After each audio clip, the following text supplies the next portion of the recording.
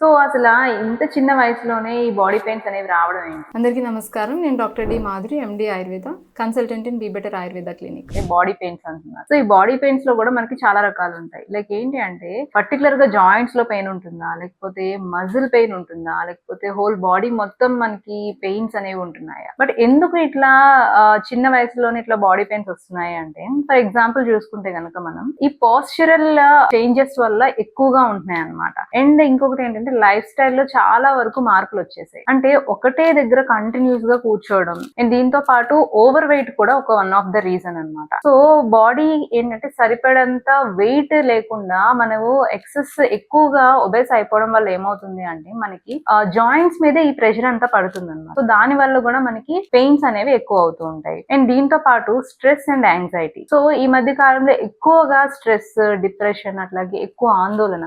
So వీళ్ళలో ఏమవుతాయి అంటే మజిల్స్ అనేవి స్టిఫ్ అయిపోతాయి అన్నమాట. అంటే మనకి స్ట్రెస్ కి ఈ మజిల్స్ కి జాయింట్స్ కి రిలేషన్ ఏంటి అని అనుకోవచ్చు. ఎందుకంటే ఎక్కువ ఆందోళన, ఎక్కువ స్ట్రెస్ కి గురైన వాళ్ళలో ఈ body pains, joint pains complaints ఎక్కువ చూస్తూ ఉంటాం. అంటే వాళ్ళకి ఏంటంటే ఈ స్ట్రెస్ హార్మోన్స్ అనేవి ఎక్కువ రిలీజ్ అవ్వడం వల్ల మజిల్ టైటనింగ్ అవుతుంది. అట్లాగే జాయింట్స్ దగ్గర కూడా ఏమవుతుందంటే స్టిఫ్నెస్ ఎక్కువ పెరుగుతుంది అనమాట. సో ఈ రీజన్ కూడా one of the cause. And next ఇంకొకటి ఏంటంటే ఏమన్నా థైరాయిడ్ ఇష్యూస్ ఉన్నా సరే, అట్లాగే ఏమన్నా హార్మోనల్ ఇంబ్యాలెన్స్ వల్ల కూడా మనకి సివియర్ గా బాడీ పెయిన్స్ అనేవి ఎక్కువ అవుతూ ఉంటాయి. సో ఇవి ఏంటంటే జనరల్ ఫినామినా. ఇప్పుడు ఒక రోజు 2 రోజులు పెయిన్స్ వచ్చి తగ్గిపోతే అవి పెద్ద ప్రాబ్లమాటిక్ కాదు, అవి జనరలైజ్డ్ గా వస్తాయి. బట్ ఎప్పుడైతే మీకు 2 to 3 వీక్స్ కన్నా ఎక్కువగా పెయిన్ అనేది కాన్స్టాంట్ గా ఉంది అంటే అప్పుడు మీరు మెడికల్ కి అప్రోచ్ అవ్వాలి. సో 1 or 2 days ఉంది, తగ్గిపోయింది అంటే దట్స్ ఫైన్, పర్వాలేదు.